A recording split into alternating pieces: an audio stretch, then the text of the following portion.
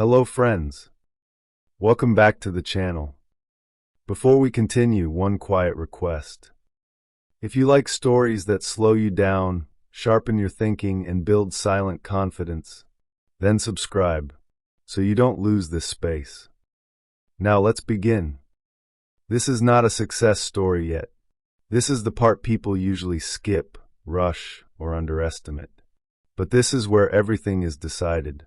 Because long before success shows up in someone's life, their mind has already decided whether they can handle it. Elon Musk's story does not begin with ambition. It begins with distance. Distance from people. Distance from comfort. Distance from belonging.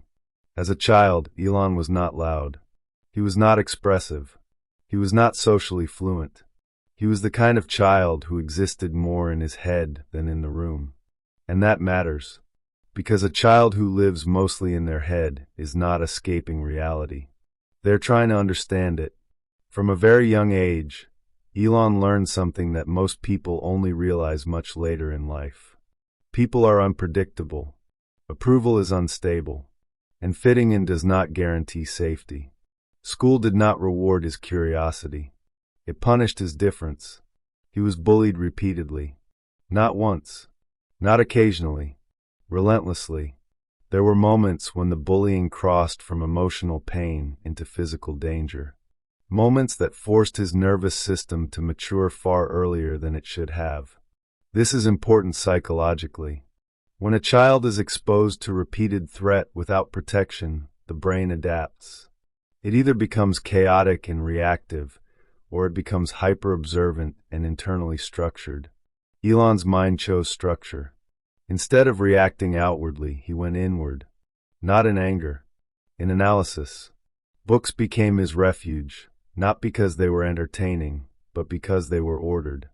Pages followed logic. Stories followed cause and effect. Knowledge followed rules. And when the world feels unsafe, rules feel like safety. Over time, something subtle but powerful happened. Elon stopped seeking emotional reassurance from people. He started seeking intellectual reassurance from understanding. This is where his independence was born. Not independence of money. Not independence of confidence. But independence of thought. Most children learn to regulate their emotions through relationships. Elon learned to regulate his emotions through thinking. That creates a very specific kind of adult. An adult who does not panic easily. An adult who does not need constant validation. An adult who can sit with discomfort without collapsing. But it also creates isolation.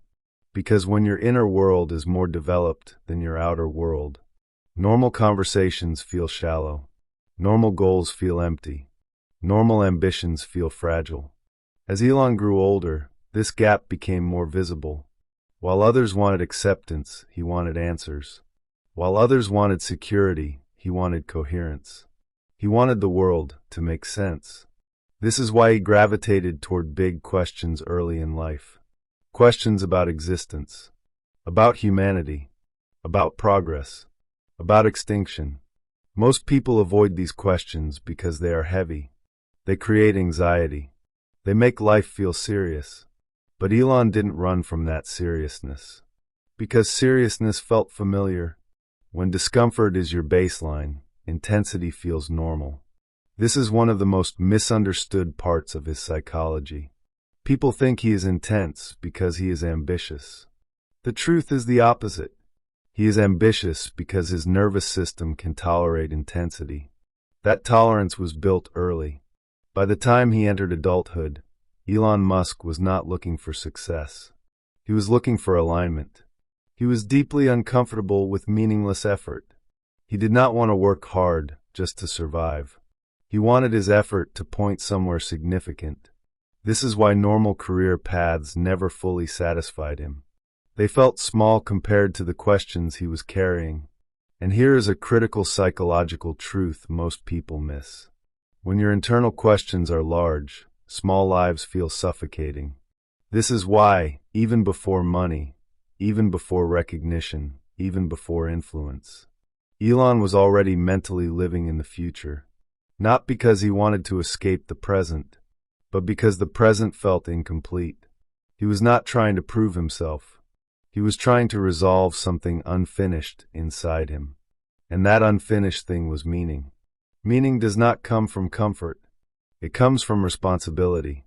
And subconsciously, long before Tesla or SpaceX, Elon Musk was already preparing himself for responsibility most people never choose. Why money did not change him and failure did. By the time money entered Elon Musk's life, something unusual had already happened inside him. He had learned how to live without emotional safety. That changes everything. For most people, money represents relief. It represents rest. It represents the end of struggle. But for someone whose nervous system was shaped in uncertainty, money does not feel like freedom. It feels like leverage. When PayPal succeeded and Elon suddenly had financial security, the external world saw it as a finish line. Internally, it felt like a beginning, because now the excuse of limitation was gone. No one was stopping him anymore. And when nothing is stopping you, the real question appears. What are you going to take responsibility for now? This is where his psychology diverged sharply from the norm. Most people unconsciously use success as a signal to slow down.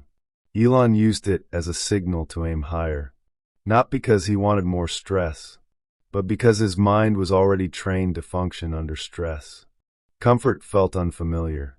Stillness felt suspicious. When you grow up in environments where attention equals danger, calm never feels neutral. It feels temporary. So instead of building a safe life, Elon moved toward uncertainty again. Not recklessly, deliberately. This is where people misunderstand his risk-taking. They think he was brave, but bravery implies fear followed by action. What Elon experienced was different. He had already spent years living inside fear. He knew its shape. He knew its limits. So, when he invested almost everything into Tesla and SpaceX, it didn't feel like jumping off a cliff. It felt like stepping into alignment. Alignment is powerful. When your actions match your inner values, the nervous system calms down, even when the situation looks dangerous from the outside. This is why he could sleep on factory floors without feeling humiliated. This is why public criticism didn't emotionally destroy him. This is why long working hours didn't feel like sacrifice. Misalignment exhausts people faster than work ever does. The years that followed were not heroic. They were grinding. Rockets failed. Again and again. Tesla struggled to survive. Manufacturing problems stacked up. Investors lost patience. Media narratives turned cruel. This phase is critical psychologically, because repeated failure does something most people cannot tolerate. It attacks identity. People don't just think, this isn't working. They think, maybe I am not who I thought I was. This is where Elon Musk's inner architecture saved him. He did not tie his self-worth to outcomes. He tied it to process and direction. Failure, to him, was not a verdict. It was data. And data does not hurt the ego if the ego is not in charge. This is a subtle but profound distinction. People who need success to feel valuable cannot survive prolonged uncertainty. People who see value in iteration can. There were moments when everything came close to collapse. Moments when even he admits he was under extreme emotional pressure. But pressure did not turn into panic. Why? Because panic happens when the mind feels trapped. Elon never felt trapped. As long as movement was possible, suffering felt tolerable. This is why he worked the way he did. Not because he believed hustle was noble, but because stopping would have meant sitting inside uncertainty without forward motion. For a mind trained on meaning, that is unbearable. Another psychological layer deepened during this time. Public failure. Most people fear failure privately. Elon faced it publicly. Headlines mocked him. Experts dismissed him. People waited for him to fall. And yet, he did not retreat into bitterness. Because bitterness requires the belief that life owes you fairness. Elon never believed that. From childhood, he had already learned that life is not fair. It is responsive. Respond well, and reality adjusts. Respond poorly, and reality collapses inward. This understanding protected him from emotional collapse. Slowly, almost quietly, things began to work. A rocket succeeded. Then another. Tesla stabilized. Then scaled.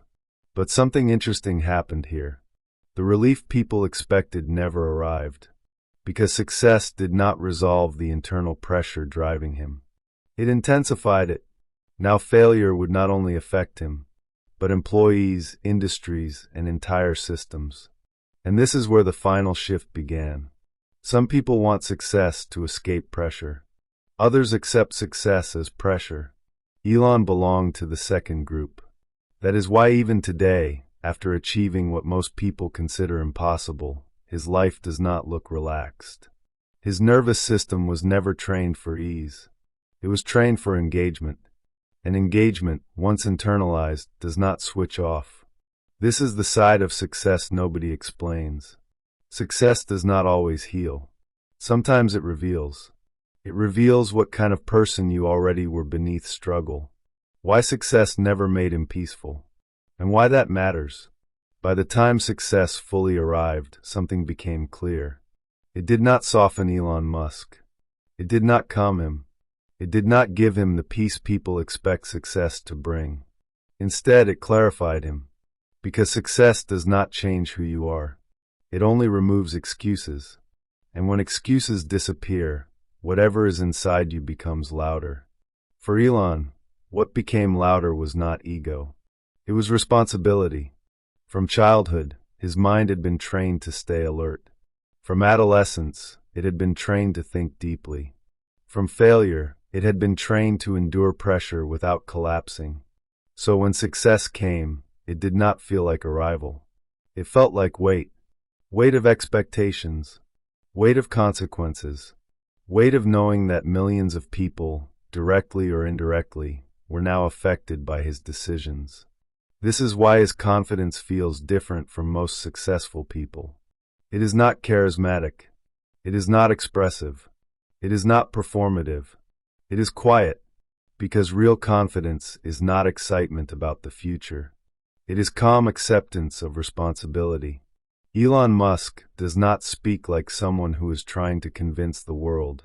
He speaks like someone who has already accepted the cost of being wrong. And that acceptance removes fear. This is the final psychological layer that completes his story. He does not rely on motivation. He relies on meaning. Motivation rises and falls. Meaning stabilizes. Meaning allows you to work when you are tired. Meaning allows you to stay when recognition disappears. Meaning allows you to face criticism without internal collapse. This is why his life still looks intense. Not because he is chasing more, but because he cannot unsee what he has taken responsibility for. Once you commit to something larger than yourself, comfort loses its appeal. And that is the best side of Elon Musk's success nobody explains. Not money, not intelligence, not vision, but the ability to live under pressure without losing inner order. If you look back at this entire story, from childhood to success, one pattern remains constant. Elon Musk did not become strong because life was kind. He became strong because he learned how to stay intact when life was not. He did not win because he was fearless. He won because he did not abandon meaning when fear appeared. And you don't need to build rockets or companies to apply this. You only need to ask yourself one honest question. What responsibility are you avoiding because it feels uncomfortable? Because that discomfort might not be a warning. It might be an invitation. If this full story made you feel quieter, more grounded, more reflective, then it worked. Subscribe if you want more content that builds silent confidence, psychological strength, and long-term clarity. And comment one thing below. What part of this journey felt closest to your own life? That's where growth begins. Thank you for watching, and I will see you in the next video.